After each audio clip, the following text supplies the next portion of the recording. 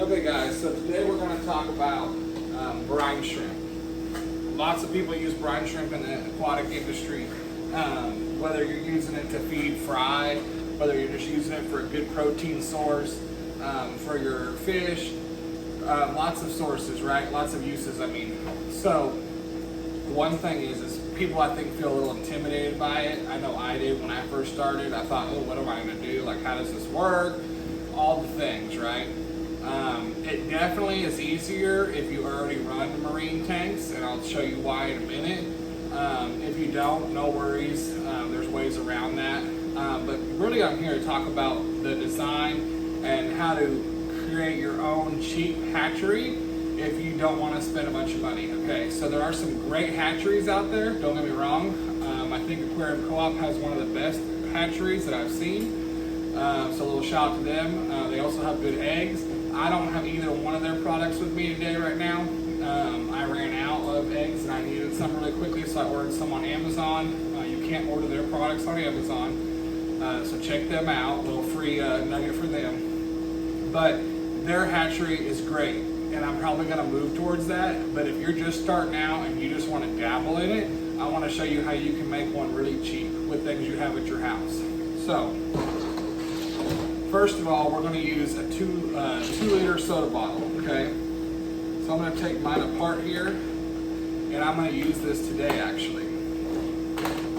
So, 2-liter bottle, clean it out, right? It sits like this. We're going to cut the bottom off, okay? Right there where the edge is. Not a big deal, just cut it off, okay? Then you have your screw on the top cap, right, that they all have, okay? I put an air stone in mine, okay? You've got to get bubbles at the bottom so that way they can bubble up, create lift, which will circulate the brine shrimp. It'll circulate the eggs, and then once they hatch, it'll circulate the brine shrimp themselves, okay? So everybody does it differently. Most of the hatcheries you'll buy have a spot for your airline in the bottom to facilitate that, or some have a hard plastic tube that connects to your airline and you just stick it in there, which forces the air to the bottom and it bubbles up. I like the air stone because it creates fine little bubbles, so it's kind of like a slow turn versus the bigger bubbles bubble and pop and can be loud, make a mess, things like that, right? You don't need a lot of volume. You need very little volume. You just want to circulate the water, provide oxygen, all the things, okay? So this is what I do. I literally took a hot glue gun, turned it on, let it get nice and hot, put the tip of the hot glue gun on the cap until it melted a hole through. Made that hole big enough to stick the air stone through, and once the air stone was barely fitting through, nice and snug, I pulled the air stone back out, put a nice dollop of hot glue, shoved that air stone in, and there you have it, okay? You're gonna put this back on, you're gonna screw it tight.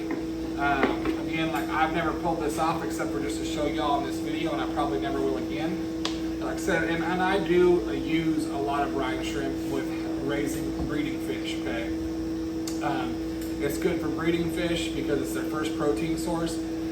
It's really kind of cool because you can actually see if they've ate when they're babies. Most fry are translucent, and so they actually will have orange bellies. You'll actually see the orange in the fish, and that's all the brine shrimp that they've consumed, so you know they're eating, right? So that's a cool thing about it too. It's easy, very easy to do. So now you have this, okay? You're gonna need some airline tubing, right? Nothing special here, airline tubing. You need something for this to balance on. I don't know what these are technically called. These are just little clear cups. I cut a hole in here. Here's the cup. Here's my airline comes through the cup. My airline goes on the bottom here where the cap is, where we put the air stone. And this is purely just to hold it, okay guys? It just holds it in place like such, okay? There you have it, okay? You can kind of wiggle around. Once it has the water in it, it'll have some weight to it. And then I just run this to my air supply and voila, okay? We're gonna go into filling it here in a minute, but you're gonna need a light, okay? Nothing fancy, doesn't have to be anything. Most people use shop lights, whatever. I like my fish room dark at night.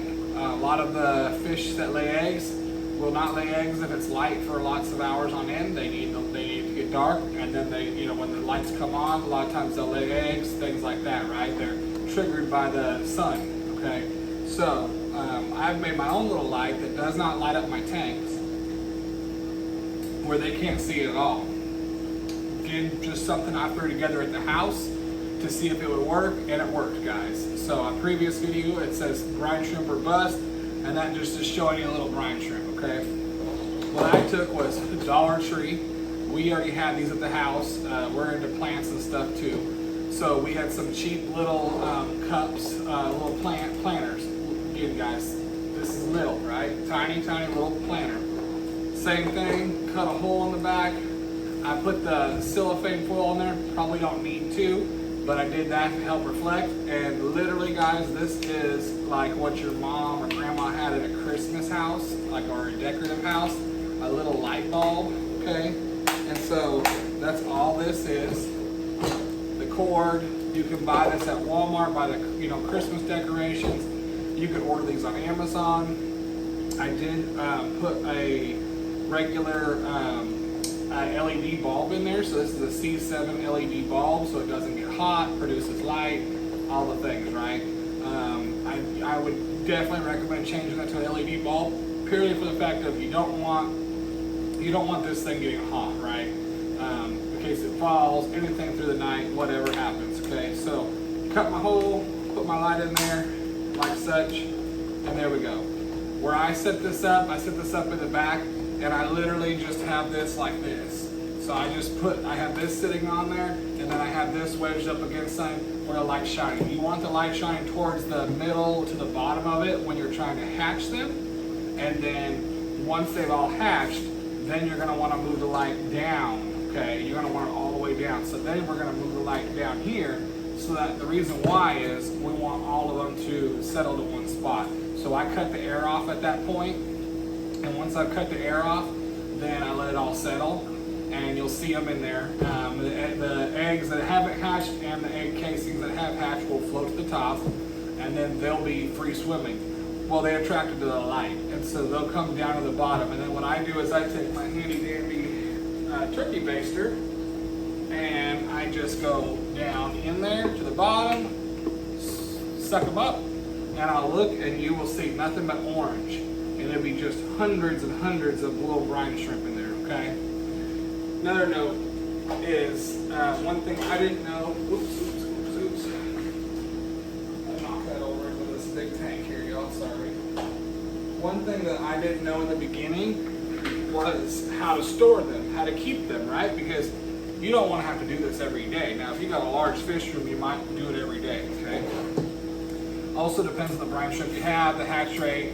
Hatch rate depends on temperature, guys. I keep my fish room at about 78 degrees in the air, so I don't have to do anything with putting a heater in here and all this other stuff. Now, if you kept a cold fish room and individually heated all your tanks and stuff, and the room itself wasn't heated, and it's winter, things like that, you might have to get a little nano heater and put in here, or keep it in the house, okay? This is something that could easily be done in the house away from the fish room also.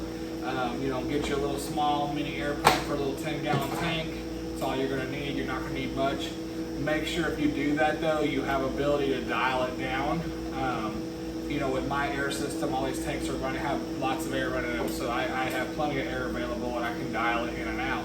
The reason I say that is you're not going to have no depth, right? So there's not going to be much head pressure. Head pressure is in, when you run your line further down in the water, it makes it doesn't work as well, right? It's the pressure, right? It's not going to have very little pressure, so even a little tiny air pump is probably going to blast this thing, okay? So two things. One, you need to be able to dial this down, but two, you probably need to put a T on here so you can dial this down and dial the other side down. The reason why is you want to let that pressure get relieved, okay?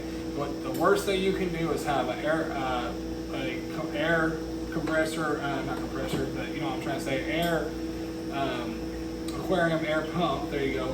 The worst thing you can do to any air pump is to have it with one outlet, one line, put a reducer on the line, screw it down, So that way it's barely putting out, and you are putting a ton of back pressure on that diaphragm inside of that air pump.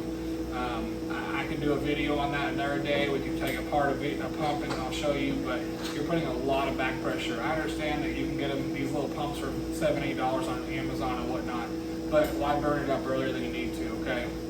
It's not gonna burn up the electrical part, it's gonna burn up the diaphragm, and then you're gonna have a worthless pump, okay? Back pressure is a big deal. Even on my system here, I have a line that just stays wide open, okay? And it just hangs down back there, and that lets off the excess pressure. I have more air than I need running a lot of tanks because I have one of those large air pumps. So anyway, so just again, little PSA about that. I don't want you to burn up your pump. Okay, now water. So I'll be the first one to tell y'all, I just use my water out of my marine system because it's already salt water. Brine shrimp are raised and born in salt water, okay? It doesn't have to probably be the ppm that my marine tank is. It's just easy for me to grab that water. If you're just using fresh water, I have not tried this, but to my knowledge from lots of experts, your hatch rate won't be there. You probably won't hatch very many, they won't live very long. Think about this. When you if you even hatch any, that'd be the question. When you put brine shrimp in your freshwater aquariums to feed your fish, they live an hour, hour and a half, 2 hours max, okay?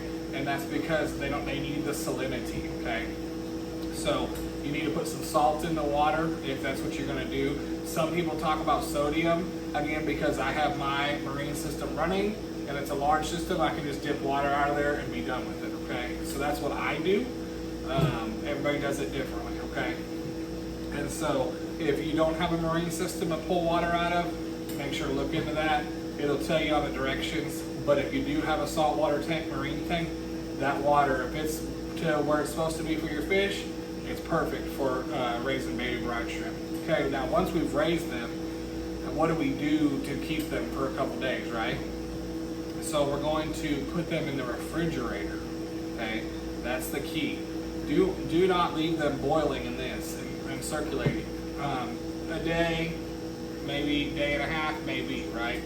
But I have kept brine shrimp in a cup in the fridge for up to 4 or 5 days, guys. And so I do a large batch and then I use it and I feed it every day. So like I'm almost out in the fridge. They're still alive. I fed those this morning and they're still alive, and I hatched those I think 4 days ago. Okay. So just food for thought on that. Like I said, that's how you can do it. I know some people use the whole entire hatchery within the day or the next day, so they just keep making more and more and more. That's great. One day I'll probably be there as I keep seeing them to add tanks, but again, put them in the fridge, we'll make them last longer. Okay, so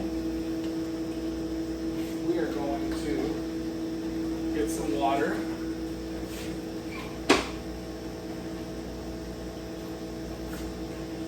And fill up our hatchery.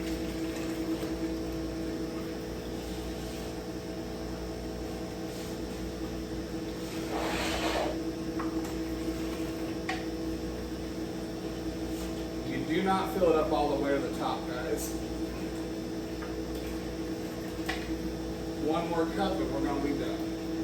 And you need to make sure, since this is going down, it's going to siphon out. Okay, so you need to make sure you put that in there until you're ready to hook it up to your air pump. Okay. So you should have your eggs. Okay, little PSA. I haven't had any issues with them going bad, but they say once you open them, you're supposed to keep them in 40 degree, which is typically your fridge. Your fridge should be somewhere around 35 to 40 degrees. So just food for thought on that. Okay. I'm gonna go set this up, but we are going to pour our eggs in. I have several pregnant live bears that are going to pop any day now, so I'm going to run a pretty good sized batch. Okay, I am going to go set this up where I set it up, and then I'm going to come get you guys, and I'll take you over and show you what it looks like when I got them quote unquote boiling. Okay,